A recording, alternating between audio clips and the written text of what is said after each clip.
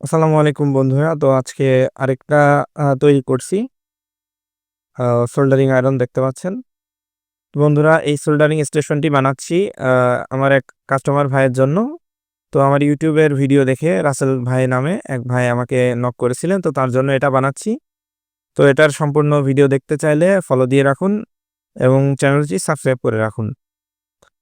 তো এটার একটু ক্লিয়ার বলে দিই। তো আমি এটার জন্য রিলে ইউজ করছি। এই যে আর এসএমপিএসটা আমি বরাবর অন্যগুলা ইউজ করছিলাম 5 ভোল্টের। তবে এটা ইউজ করছি 8 ভোল্টের।